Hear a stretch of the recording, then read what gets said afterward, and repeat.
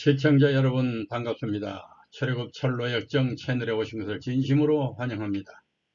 지난 제25회에서는 바산을 정복하고 반면에 이스라엘 진영에 음행이 퍼져서 연병과 재앙이 내렸던 또 슬픈 이야기를 보았습니다.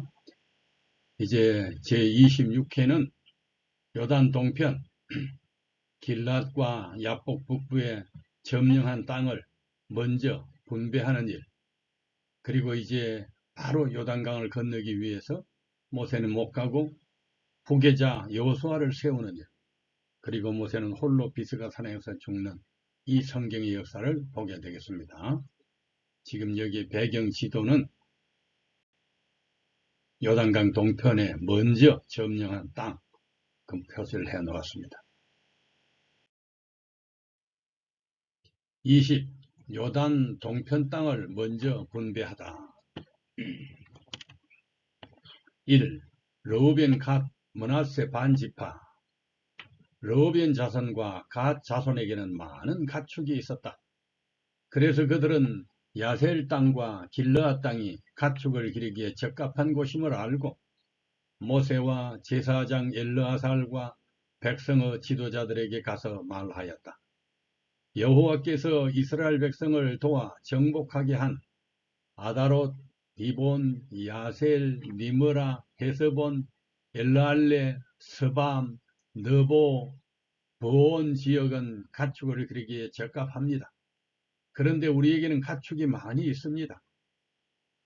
제발 이 땅을 우리의 몫으로 주셔서 우리가 요단강을 건너가지 않게 해 주십시오. 그러나 모세는 그들에게 이렇게 말하였다. 여러분의 형제들은 싸우러 가는데 여러분은 여기서 눌러 앉을 작정이요? 어째서 여러분은 이스라엘 백성을 낙심하게 하여 여호와께서 그들에게 주신 땅으로 건너가지 못하게 합니까? 내가 가데스 바네아에서 땅을 탐지해 오라고 여러분의 조상들을 보냈을 때에 그들도 이런 짓을 하였습니다. 그들이 예수골 골짜기로 들어가서 그 땅을 보고 돌아와 이스라엘 백성을 낙심하게 하며 여호와께서 주신 땅으로 들어가지 못하게 하였소. 그런데 그 죄인들의 후손인 여러분도 여러분의 조상들과 똑같은 짓을 하여 이스라엘 백성에 대한 여호와의 분노를 더욱 가정시키고 있어. 만일 여러분이 여호와를 따르지 않으면 여호와께서 이 백성을 다시 광야에 버리실 것이며 여러분은 그들의 멸망에 대하여 책임을 져야 할 것입니다. 그러자 그들이 모세에게 다가서며 말하였다. 우리는 다만 이곳에 가축을 기를 우리를 만들고 아이들을 위해 성을 건축하려고 하는 것뿐입니다. 우리는 먼저 아이들을 요새화된 안전한 곳에 살도록 한 후에 무장하고 이스라엘 백성이 정착지에 도착할 때까지 그들의 선두에서 싸울 것이며 그들이 그곳에서 땅을 분배받을 때까지는 우리가 집으로 돌아오지 않겠습니다. 우리가 이곳 요단 동편에서 땅을 얻게 되면 요단 저편에서는 그들과 함께 땅을 분배받지 않겠습니다. 그래서 모세는 그들에게 대답하였다. 그러면 좋소. 여러분의 말대로 여러분은 무장을 하고 요단강을 건너 여호와께서 원수들을 다 내쫓아칠 때까지 싸우시오. 그 땅이 여호와 앞에서 완전히 정복되면 여러분은 여호와와 이스라엘 백성에 대한 의무를 다한 셈이 되므로 다시 이곳으로 돌아와도 됩니다. 그리고 이 땅은 여호와께서 인정하시는 여러분의 소유가 될 것입니다. 그러나 만일 여러분이 이렇게 하지 않으면 여러분은 여호와께 죄를 범하는 것이 되어 그 죄의 대가를 치러야 할 것입니다. 이제 여러분은 가서 여러분의 아이들을 위해 성을 건축하고 가축을 기를 우리를 만드시오. 그러나 여러분은 약속한 것을 반드시 이행해야 합니다. 그때 갓 자손과 르우벤 자손이 말하였다. 우리는 여호와께서 명령하신 대로 하겠습니다. 우리가 무장을 하고 가나안 땅에 들어가 여호와를 위해 싸워 요단강 이쪽 땅을 우리에게 소유가 되게 하겠습니다. 그래서 모세는 갓 자손과 르우벤 자손과 므낫세 지파 절반에게 아모리인의 왕 시온의 영토와 바산 왕 옥의 영토와 그 성들을 주었다. 21. 아바림 산맥 너보 봉우리 비스가 꼭대기에서 이제 지명을 바로 이 너보산이라고 하는 비스가 꼭대기 여기로 우리 이제 무대가 옮겨집니다. 1. 모세의 죽음. 여호와께서는 모세에게 가나안을 점령할 시간이 가까웠음을 알려주셨다. 연로한 선지자 모세는 요단강과 약속된 땅이 내려다 보이는 높은 산꼭대기에 올라가서 이스라엘 민족의 기업이 될 땅을 깊은 관심을 가지고 바라보았다. 가데스에서 자기가 범한 죄에 대한 선고가 철회될 수는 없을까? 모세는 주 여호와여 주께서 주의 크심과 주의 권능을 주의 종에게 나타내시기를 시작하셨사오니 천지간에 무슨 신이 능히 주의 행하신 일 곧 주의 큰 능력으로 행하심같이 행할 수 있으리이까. 과옵나니 나로 건너가게 하사 요단 저편에 있는 아름다운 땅 아름다운 산과 레바논을 보게 하옵소서라고 열렬히 탄원하였다. 이에 대하여 하나님께서는 그만해도 족하니 이 일로 다시 내게 말하지 말라. 너는 비스가산 꼭대기에 올라가서 눈을 들어 동서남북을 향하고 네 눈으로 그 땅을 보라. 내가 이 요단을 건너지 못할 것임이니라고 대답하셨다. 이에 한마디의 불평도 없이 모세는 하나님의 명령에 복종하였다. 이제 그의 큰 염려는 이스라엘을 위한 것이었다. 누가 자기처럼 이스라엘의 복지를 위하여 헌신할 것인가? 모세는 중심으로 다음과 같이 기도하였다. 여호와 모든 생명의 하나님이시여, 원컨대 한 사람을 이 회중 위에 세워서 그로 그들 앞에 출입하며 그들을 인도하여 출입하게 하사 여호와의 회중으로 목자 없는 양과 같이 되지 않게 하옵소서. 여호와께서 당신의 종의 기도를 들으시고 눈의 아들 여호수아는 신에 감동된 자니 너는 데려다가 그에게 안수하고 그를 제사장 엘르아살과 온 회중 앞에 세우고 그들의 목전에서 그에게 위탁하여 네 존귀를 그에게 돌려 이스라엘 자손의 온 회중으로 그에게 복종하게 하라고 대답하셨다. 여호수아는 오랫동안 모세를 시중하였고 지혜와 능력과 믿음의 사람으로서 모세의 후계자로 선택되었다.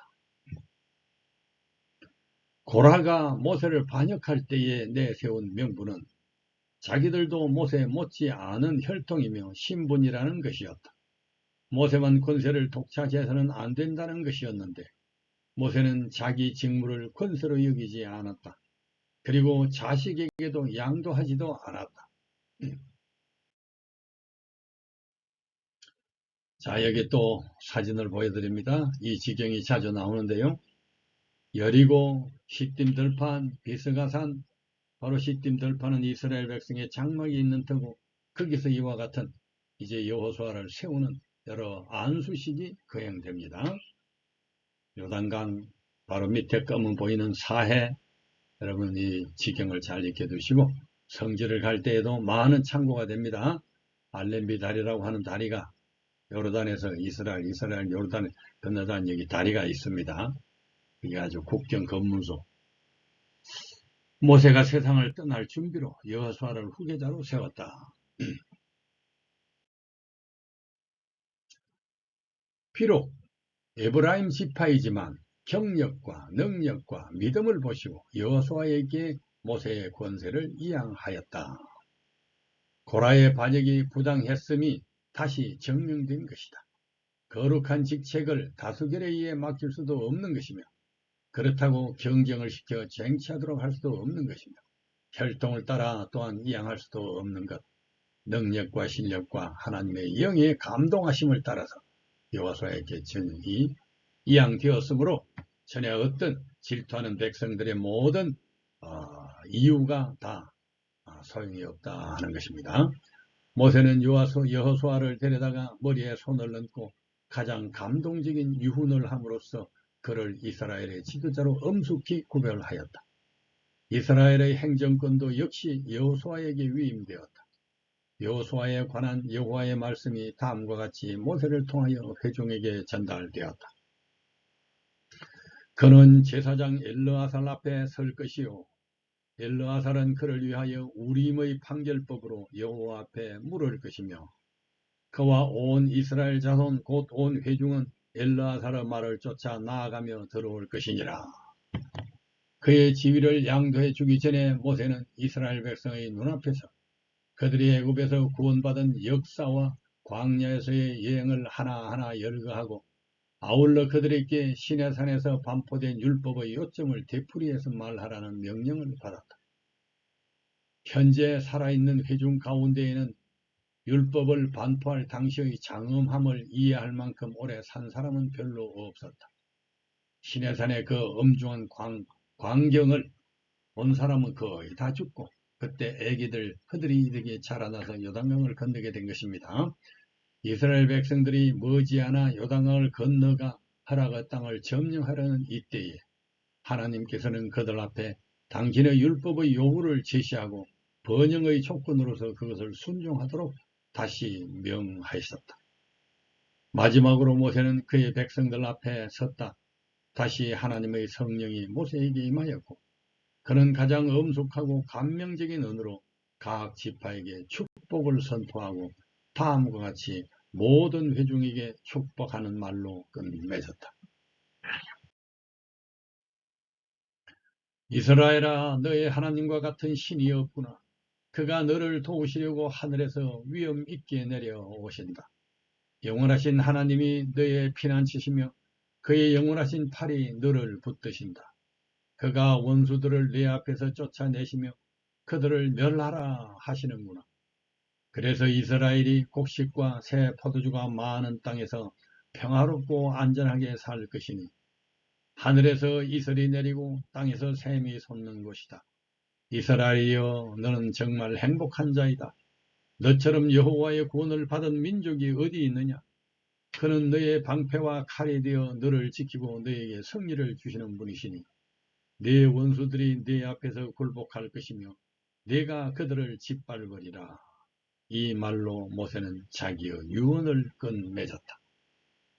그 후 하나님께서 모세에게 너는 올라 느보산에 이르러 내가 이스라엘 자손에게 기업으로 주는 가나안 땅을 바라보라. 너도 올라가는 이 산에서 죽어 네 조상에게로 돌아가리라고 하셨다. 모세는 가끔 하나님과 교통하기 위하여 그의 부르심에 순종하여 진영을 떠난 일이 있었다. 그러나 그는 이제 새롭고 신비스러운 사명을 띠고 출발해야 했다. 그는 자기의 생명을 그를 지으신 창조주의 손에 의탁하기 위하여 나아가야 했다. 모세는 자기가 홀로 죽어야 함을 알고 있었으며 세상의 어떤 친구도 그의 임종시간에 그를 도와줄 수가 없었다.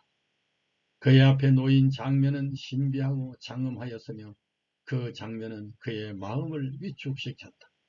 가장 쓰라린 시련은 그가 보호하고 사랑하던 백성, 즉 그의 관심과 생명이 오랫동안 연합되어 있었던 백성에게서 떠나는 일이었다.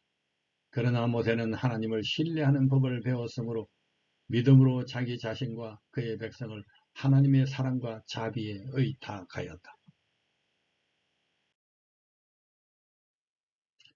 자, 여기 특별히 사진을 또 보여드립니다. 바로 그 비스가산 꼭대기, 너보 산봉우리의 비스가산 꼭대기 그 장면을 아주 이렇게 실제적으로 보여드립니다. 가운데 이 그림이 이 비스가산 꼭대기가 지금 공원으로 이렇게 관광지로 만들어져 있는 장면이고 그 서쪽편 둘레 담장 위에서 지금 여기 놋 십자가 상징물이 세워져 있는 거기에서 저 가나안 지경을 내려다보는 이 부부의 사진, 또 거기에서 마지막으로 모세가 걸터 앉아서 역시 같은 시각으로 바라봤을 것을 상상하고 거기서 홀로 죽어서 이렇게 이제 천사의 장례를 치르는 이런 모습인데요. 자, 오른쪽 밑에 여기는 비스가산 초입으로 지금 관광을 가면은 요리에서 들어가건 볼록한 부분이 지금 이 사진 중앙에 나타나는 이 기념공원입니다. 볼록한 이 부분이 기고 그렇게 들어가는 장면인데, 이쪽 모압 지방 암만 이 지역 자체가 높은 고원이기 때문에 거기서 들어갈 때에는 그냥 평지로 가는 것 같아요. 그러나 저쪽 십딩 평야나 요단강 편에서 보면 여기가 높은 산봉우리가 됩니다. 자, 그리고 왼쪽에는 이제 거기에 기념공원 마당이 이렇게 되어 있고, 거기에 이제 교회당이 이렇게 있는데, 교회당 안의 모습도 아주 좀 소박하게 이렇게 되어 있는 모습. 여러분이 성지를 갔다 온 분들은 새로울 것이고, 성지를 여기를 안 가보신 분들이라도 이 사진을 통해서 어느 정도 짐작하려고 봅니다. 성지를 가는 셈 치고 돈 적게 드리고 이 구경을 잘 하시기를 바랍니다.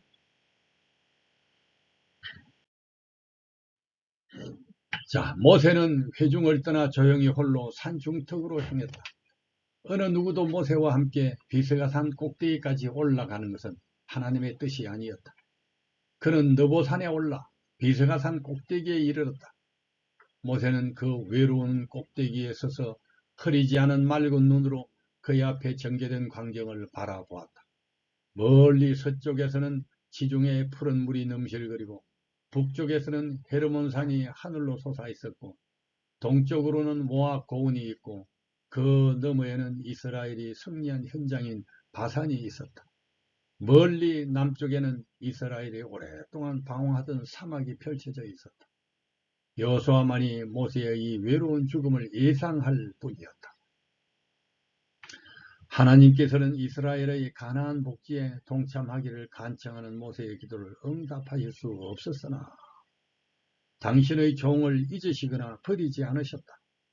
하늘에 계신 하나님께서는 모세가 당한 고통을 아셨으며 오랜 세월 동안 투쟁과 시련 중에서 충실히 봉사한 모든 행위를 주목하셨다. 하나님께서는 비스가산 꼭대기에서 지상 가나안보다 더 영광스럽고 무한한 하늘 복지로 모세를 초청하셨다.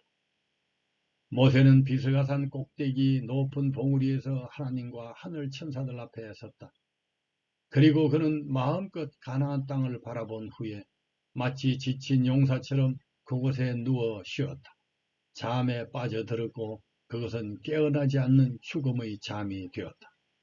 천사들이 그의 시체를 취하여 골짜기에 장사하였다. 이스라엘 백성들은 모세가 매장된 곳을 도무지 찾을 수 없었다.